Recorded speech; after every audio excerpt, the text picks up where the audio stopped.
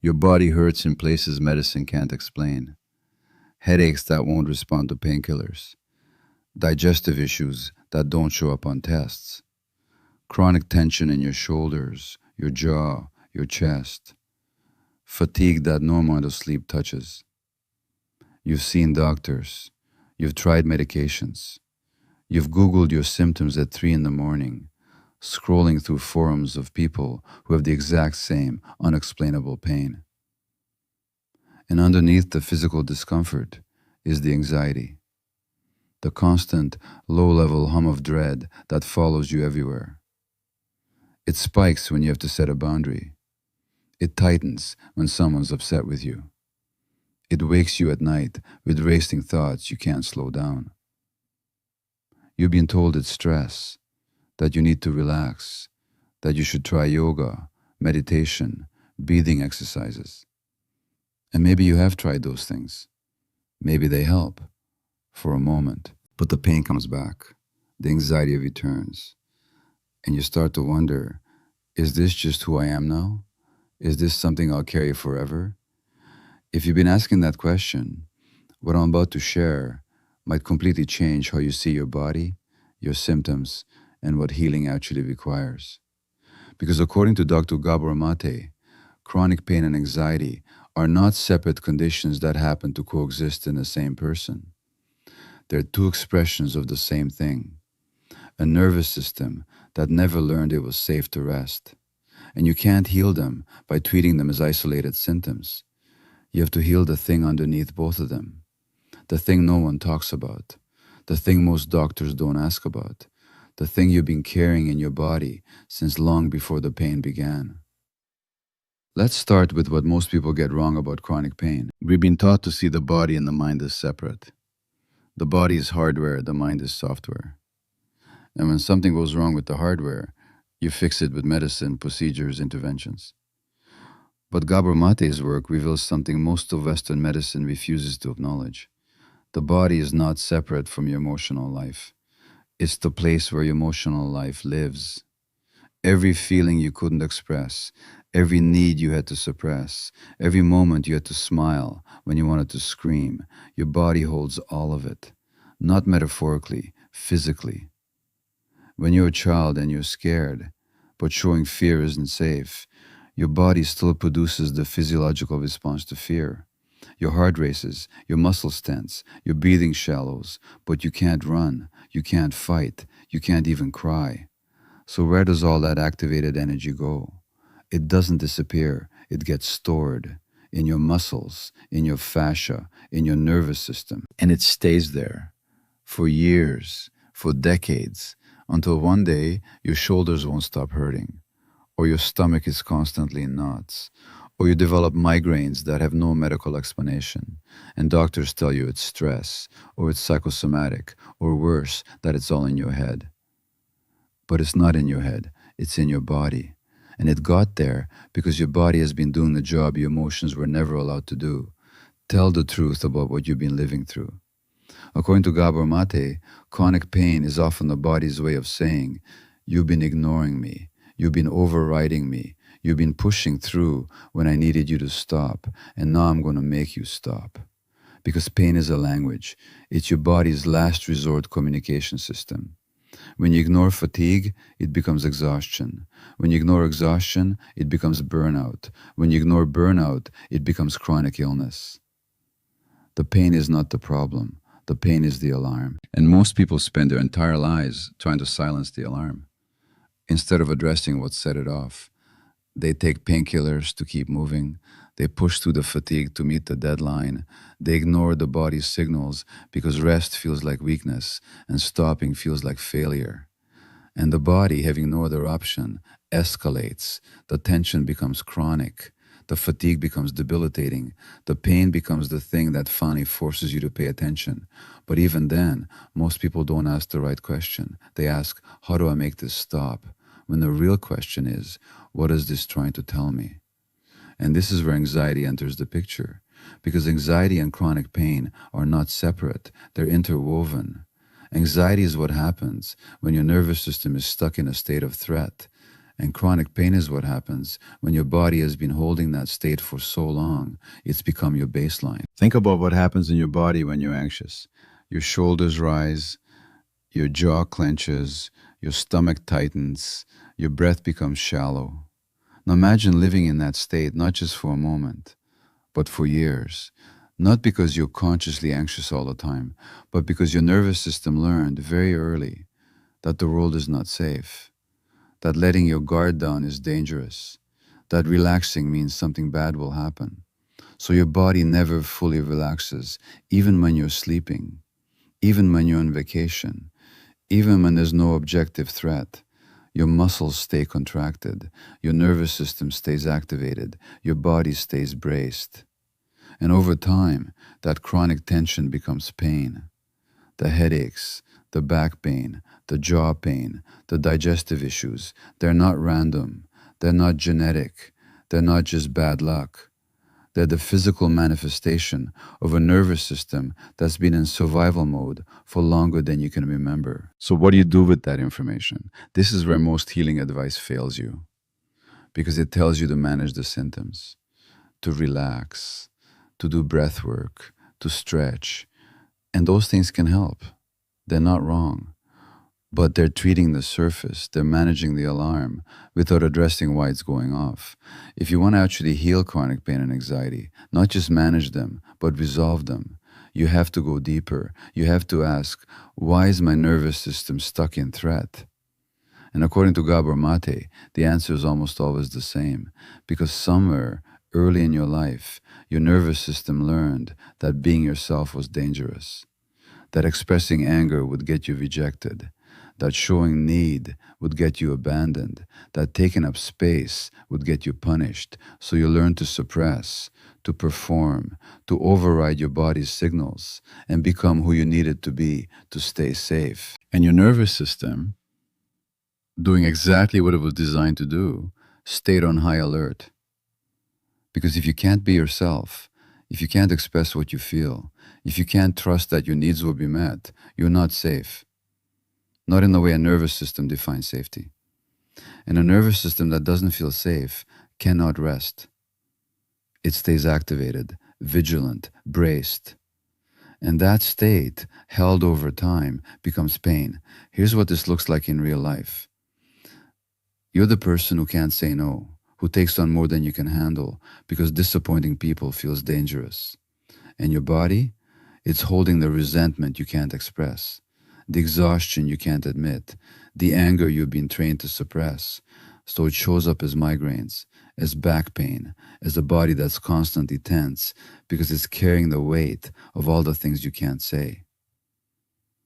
Or you're the person who's always busy, who can't rest without guilt, who measures your worth by your productivity. And your body, it's holding the fear that if you stop, you'll become worthless, that rest equals failure, that you have to earn your right to exist.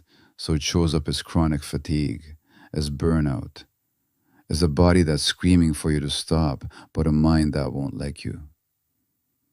Or you're the person who's been through trauma, who's worked hard to move past it, who's dealt with it, and doesn't understand why your body still reacts.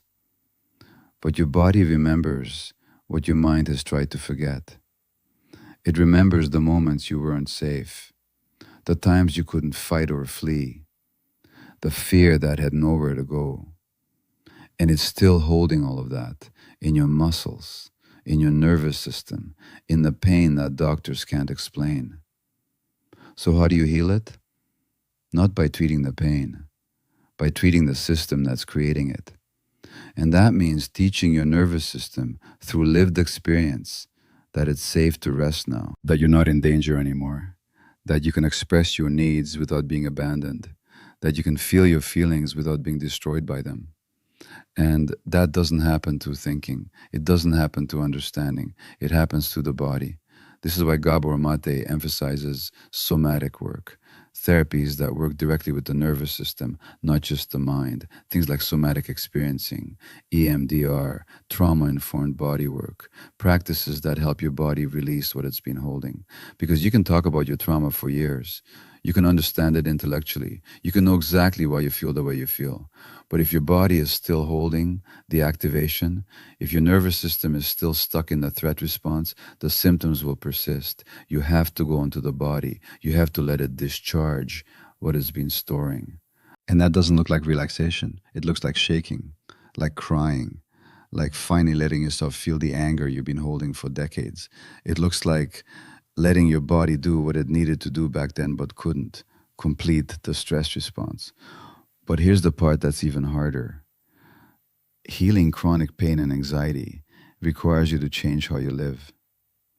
Because if you're still saying yes when you mean no, still pushing to exhaustion, still prioritizing everyone else's comfort over your own, your nervous system will never believe it's safe. You can do all the somatic work in the world, but if you go back to the same life, the same patterns, the same self abandonment, the pain will return. Because the pain is not the problem. The life you're living is. The life where you don't have boundaries, where you don't rest, where you're constantly in overdrive, constantly performing, constantly abandoning yourself to keep the peace. That life is what's keeping your nervous system activated. And until you change that, the body will keep sending the message. So, what does that actually look like? It looks like learning to say no. Not just intellectually understanding that you should, but actually doing it, even when it's uncomfortable, even when people are disappointed. Because every time you override your limits, every time you say yes when your body is saying no, you're sending your nervous system a message: we're still not safe. We still can't trust our own boundaries. And your body responds accordingly, with tension, with pain, with the physical manifestation of self abandonment. It looks like learning to feel your anger. Not spiritually bypass it, not rationalize it away, not turn it inward, but actually feel it. Let it move through your body. Let it inform your boundaries. Because suppressed anger doesn't disappear. It becomes anxiety. It becomes pain. It becomes the chronic tension you've been carrying for years. It looks like learning to rest without earning it, without justifying it, without guilt. Because if rest still feels dangerous, if you still believe you have to prove your worth through productivity, your nervous system will never down-regulate. It will stay activated because activation is what keeps you valuable, and valuable is what keeps you safe. Until you can rest without that equation, your body won't believe the threat has passed. And it looks like grieving the years you spent pushing through pain, grieving the childhood where your needs weren't safe, grieving the version of yourself who learned that being small was the only way to be loved, because that grief is in your body. And it needs to be felt, not analyzed, not reframed, felt. And when you let yourself feel it, really feel it, something shifts. The pain doesn't always disappear immediately, but it changes. It becomes less constant, less consuming, less mysterious, because you're no longer fighting it, you're listening to it. And when you listen, when you honor what it's trying to tell you, when you change the conditions that created it, the body can finally start to release. Gabor Maté often says, the body says what the mouth cannot. And if you've been living with chronic pain, with unexplained symptoms, with anxiety that won't quit, your body is speaking. It's telling you that something in your life is not sustainable, that you've been abandoning yourself, that you've been living in a state of threat for so long, you've forgotten what safety feels like. And the healing isn't about silencing that message. It's about honoring it. It's about asking, what would my life look like if I actually listened to my body? If I rested when I was tired? If I said no when I was overwhelmed? If I let myself feel what I've been suppressing? What if the pain is not the enemy, but the teacher? What if it's showing you, in the only language it has left, exactly where you need to set boundaries, where you need to slow down, where you need to choose yourself? And what if healing means not just treating the symptom, but transforming the life that created it? This is not a quick fix. This is not a technique you can do once and be healed. This is a complete reorientation of how you relate to your body, your needs, your life. It's learning to trust your body's signals instead of overriding them. It's building a life where your nervous system can actually rest instead of just managing one where it can't. It's recognizing that the pain is not a malfunction, it's communication. And the more you honor that communication, through boundaries, through emotional expression, through rest, through changing the conditions of your life, the more your body will trust you. And when your body trusts you, when it finally believes that you're listening, that you're protecting it, that you're creating safety, it can let go of the tension, of the hypervigilance, of the pain it's been holding, because it had no other way to make you pay attention. So here's the practice. The next time you feel the pain, the anxiety, the tension, don't immediately try to make it stop. Pause. Put your hand on the place that hurts and ask, what are you trying to tell me? What boundary did I just override? What feeling am I suppressing? What part of my life is not sustainable? You might not get an answer right away, but you're doing something radical. You're treating your body as an ally, not an enemy. And over time, as you practice this, as you start honoring what your body is telling you, something shifts. The pain becomes information. The anxiety becomes a signal.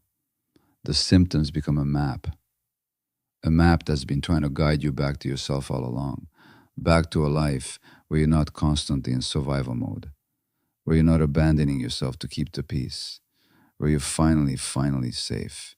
And that safety, not the techniques, not the treatments, but that lived experience of safety is what heals. Here's what you need to know. You are not broken. Your body is not betraying you. Your body is doing exactly what it was designed to do: protect you, signal you, force you to pay attention. And the pain, as unbearable as it is proof that your body hasn't given up on you. It's still fighting for you, still trying to get your attention, still holding out hope that you'll finally listen. So listen. Not to the doctors who say it's all in your head, not to the voice that says you should be able to push through, but to your body, to what it's been trying to tell you all along, that you need rest, that you need boundaries, that you need to stop abandoning yourself, that you deserve a life where your nervous system isn't constantly braced for danger. And that life is possible, not through managing symptoms, but through transforming the conditions that created them, not through silencing your body, but to finally hearing it. And when you do, the healing isn't just possible, it's inevitable. So here's my question for you. What is your body trying to tell you right now? What pain or anxiety keeps showing up? And what boundary or need might it be pointing to? Share in the comments, not to diagnose yourself, but to start the conversation between you and your body that might change everything. And if this reframed how you see your symptoms, consider subscribing. There's more where this came from. Because healing chronic pain and anxiety isn't about fixing what's broken. It's about listening to what's been trying to speak. And your body has been speaking all along. You just needed permission to listen. You have it now.